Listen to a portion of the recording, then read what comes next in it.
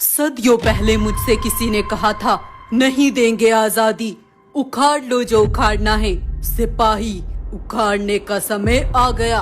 मुझे याद है महाराज, उसे पत्थरों के बीच चीन दिया गया था।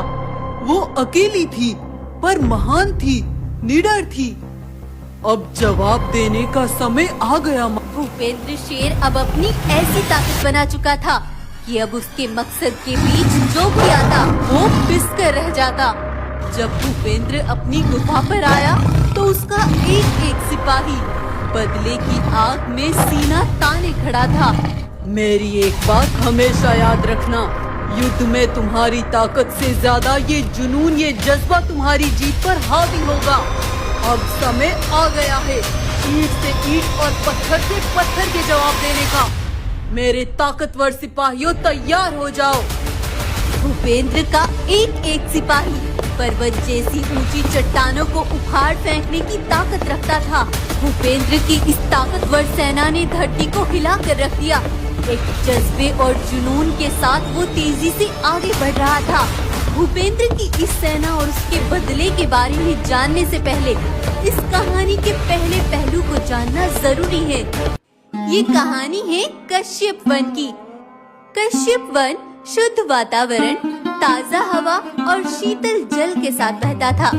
वहाँ के जानवरों का जीवन बहुत साधारण और सुकून में था। लेकिन एक बार एक नाव में बैठकर कुछ विदेशी बाघ उनके जंगल आते हैं और कश्यप वन के राजा बगीरा से मिलते हैं। हम बहुत उम्मीद लेकर यहाँ आए हैं बगीरा महाराज। हमारी आबादी में बाढ़ आ गई, सब खत्म हो गया। अगर आप हमें यहाँ रहने की अनुमति दे दे तो आने वाले कुछ ही समय में कश्यप वन में रहने वाले जंगल के जानवरों का जीवन आसान कर देंगे। लेकिन वो कैसे? हम सब अपनी आधुनिक तकनीक से यहाँ के जानवरों का जीवन आसान करेंगे महाराज। और तब महाराज बगीरा ने उन सबको वहाँ रुकने की इजाजत दे दी। इन बाघों ने कुछ ही दिनों में कश्यप वन का नक्शा बदल कर रख दिया। जहाँ पहले मीलों दूर जानवरों को पानी पीने जाना पड़ता था, वहाँ अब जगह जगह पर पानी के हैंडपंप थे। जंगल में खेती भी आधुनिक तकनीक से की जाने लगी।